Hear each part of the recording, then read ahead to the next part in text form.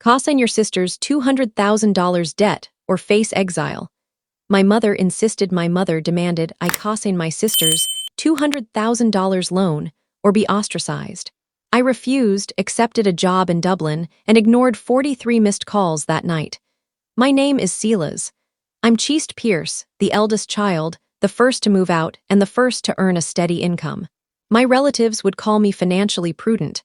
I'd describe myself as a behind-the-scenes guy, dependable, understated, always steadying the ladder for others to ascend. My younger sister, Maran, is the family's darling.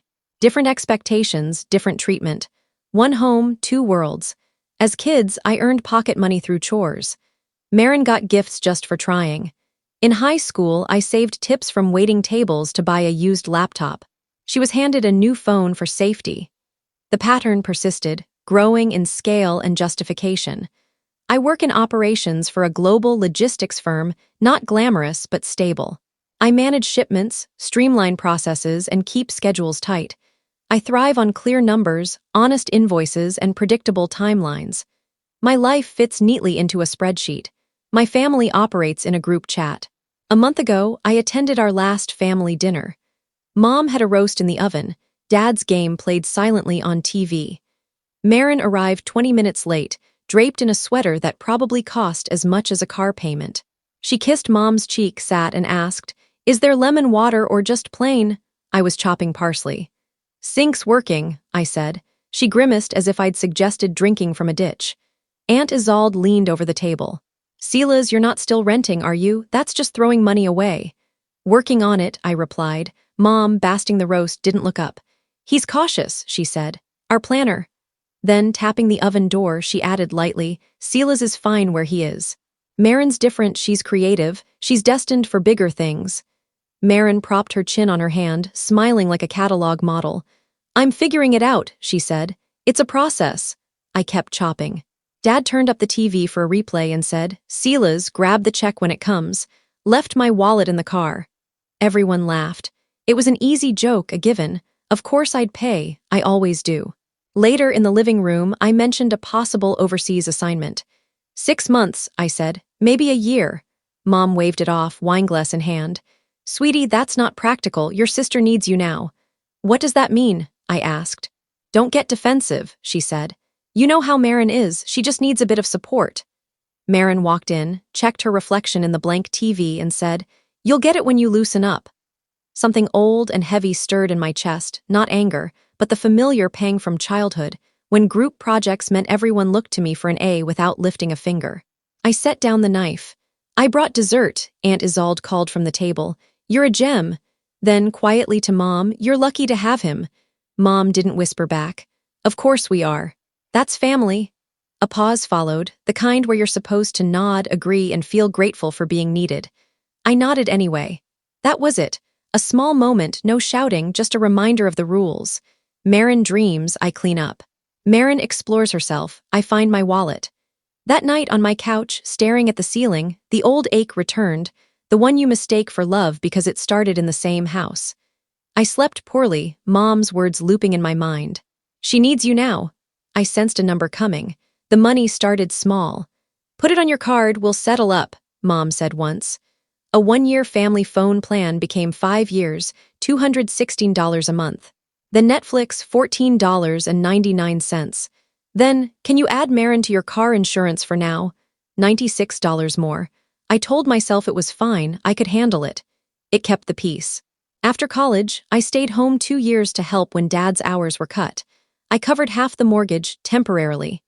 Temporary became, "Don't stir things up." When I moved out, my name stayed on the utility bill because auto-pay was already set. "We'll switch it next month," Mom said. Next month became birthdays, grandma's knee surgery, their busy lives. I kept a list on my phone, dates, amounts, confirmation numbers. It looked like a ledger, not a notes app. Meanwhile, Maran tried things. A bakery internship, a travel blog, a half-finished wellness coaching course I helped pay for, $400 for books, $850 for a deposit she lost, $1,200 when her car broke down, somehow my fault because I'd driven it last winter. I marked unreturned loans with 2 stars in my notes. She calls money energy, I call it rent. Why are you pushing back? Mom would say. These are small things. When I sent Maran a polite Venmo request, hey, can you cover this soon? She replied with a heart emoji and no payment. Don't be transactional, she said in person. It's tacky. Dad's line was, family's family, it balances out. It didn't. It just got smoother. Requests became polished. We thought one person handling payments would be easier, Mom texted once, attaching a water bill with my account number circled. You're organized. We'll get you back. I'm no saint or martyr, just a guy who can add. I kept helping because it was easier than arguing. It felt like leaving a light on for people who might never come home. Last winter, I was offered a 12-month rotation in Dublin. Housing stipend, travel covered, a raise. It was everything I wanted when I was honest with myself. I half accepted, then hesitated. In my family, leaving wasn't just leaving, it was betrayal, acting better than us. I told Mom in January. She said, we'll discuss it after Maran sorts her next move. Maran's next move was Dorian, a decent guy in a beanie who called Mom ma'am at Thanksgiving. They moved into an apartment they couldn't afford. Maran quit her job in April, calling her boss toxic. By May, the group chat buzzed with complaints. Rent was predatory, landlords were leeches, capitalism was cruel. I muted it for 8 hours and went for a walk. By June, I was covering small expenses again. The phone bill when Mom's car acted up, Maran's insurance, a $347 vet bill for their dog, Thalia. The amounts seemed minor until they stacked up. Mom started saying we a lot. We thought we could all chip in, she'd say. If I asked who we was, she'd snap, don't start Silas, you know what I mean. Then came the $200,000. It arrived in a white binder with tabs, slid across the table like a university pamphlet. Maran's starting a studio, Mom said. It's a solid plan, a year's runway. She just needs a guarantor for better terms. A guarantor, I repeated. Dad cleared his throat. Just your signature, he said, shows trust. It shows liability, I countered. Maran twirled her hair. It's not that serious. It's exactly that serious, I said. $150,000 is serious. It's an investment in family, Mom said. We'd do it for you. They wouldn't, they never had. I slid the binder back. I can't cosign, I told Maran. I love you, but no. She rolled her eyes like I'd refused to split a dessert. Wow, you're so stingy, she said. Mom called that night crying. Dad called silent. Aunt Isolde sent an audio message about seasons of plenty. Maran posted about financial abuse on Instagram, quoting a blog about greedy siblings. Dorian sent a thumbs-down text. I set my phone face down and watched my ceiling fan spin slow circles in the dark. The Dublin offer sat in my inbox, a half-open door. I felt its breeze. Then came the real demand, the one I'd sensed coming. It hit Wednesday, 8:12 a.m. while I was brushing my teeth. Maran texted, I'm quitting my job today. The stress is too much. You'll cover us while I figure things out. No question mark, just the confidence of someone who always lands softly. I wiped my mouth, looked at my tired face, and typed, that's not my responsibility. I hit send. My hands didn't shake. I wasn't cruel, just clear. Within 60 seconds, Mom texted, call me, now, Maran. Are you for real, Dorian, bro? The Dublin email glowed on my laptop. I scrolled down and clicked accept. Start date, Monday. Flight booked, apartment arranged. It felt like slotting a dish back into its cupboard slot. 8 minutes later, Mom sent an all-caps ultimatum. Sign your sister's $200,000 loan or you're banned from Thanksgiving. I laughed, a quiet, private sound I hadn't made in years, like relief in disguise. 10 minutes later, Dad FaceTimed. I answered. They were on speaker in the kitchen, the fridge calendar behind them listing everyone's names but mine. Apologize to your sister, Mom said. Fix this. No, I said. What do you mean no? She asked, voice rising. I mean no, I repeated. I won't bankroll 2 adults. I won't cosign 6 figures because you're rewriting reality with emotions. Dad leaned in. Watch your tone. My tone's calm, I said. It'll stay calm. Maran pushed into the frame, mascara streaked like a theater prop. You're so selfish, she said. You're punishing me for being unique. I'm not punishing you, I said. I'm setting a boundary. I believed in you when I paid for your books, your insurance, your phone plan, your vet bill, your launch parties for projects you dropped by Thursday. You're keeping score, Mom asked.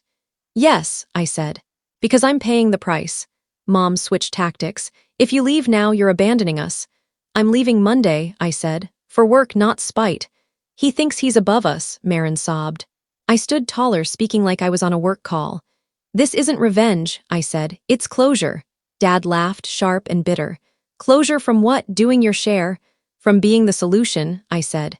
From being the quiet fix. They all spoke at once, Mom with guilt, Dad with volume, Maran with accusations, Dorian with bro off-screen. I didn't raise my voice. I repeated, I'm not your guarantor, your paycheck, or your safety net. Dad pointed at the screen. You'll regret this. I regret not doing it sooner, I said. I ended the call, set the phone down like it was scalding, and looked out the window. A neighbor watered plants. Sunlight hit my floor in a neat rectangle. Nothing shattered. The city moved on. 15 minutes later, a group text arrived. Mom, family meeting tonight. Me, I won't be there. Mom, you'll come. Me's no, Maran, I hate you. Me, I love you, I won't fund you.